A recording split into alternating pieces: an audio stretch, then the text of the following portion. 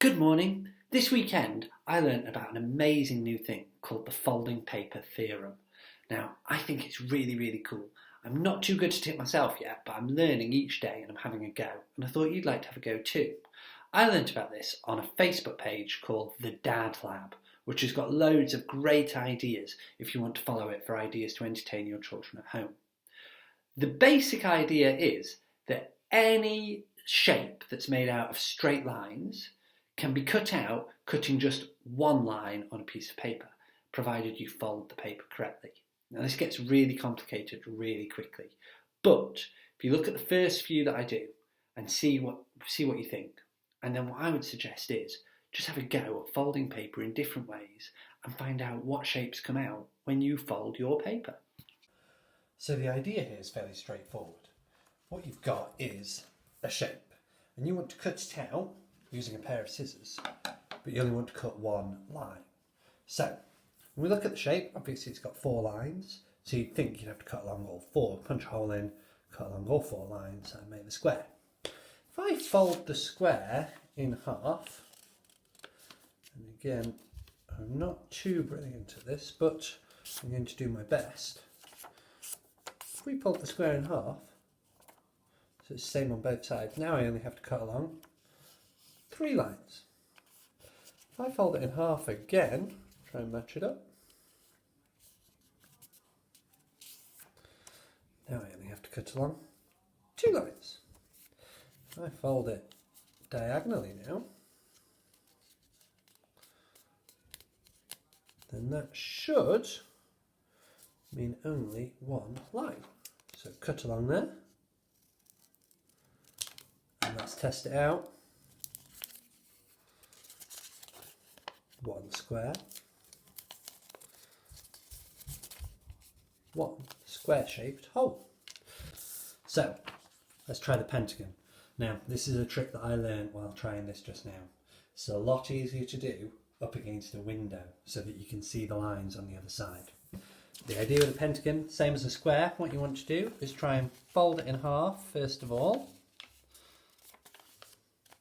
So again, you see it's tricky to see on a table, but do this up against a window, you'll find it much easier. So we fold it in half. I'll use this one that I've already done.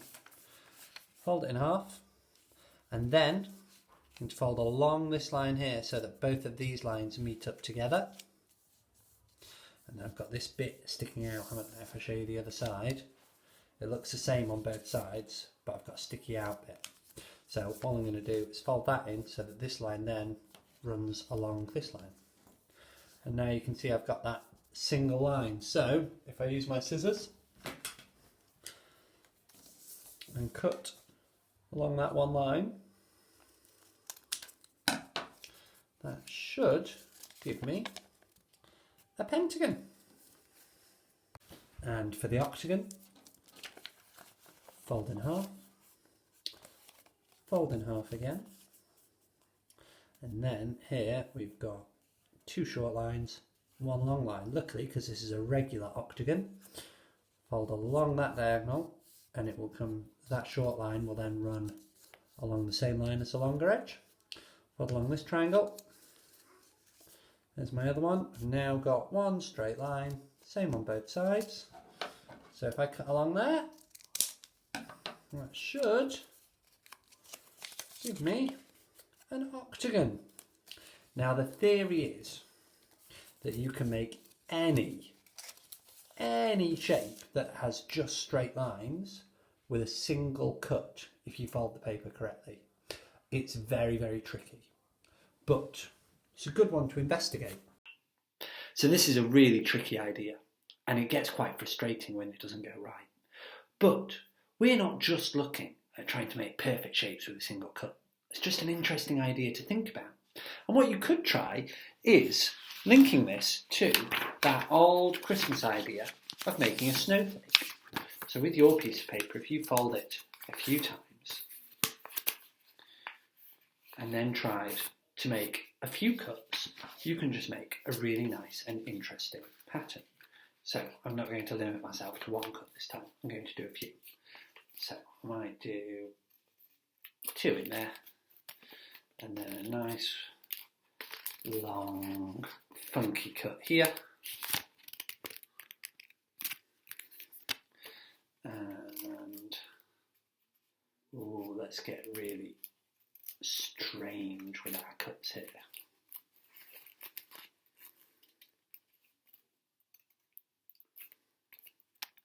Okay, you can do loads more. I'm just trying to show you an example. So you can make a nice pattern like this.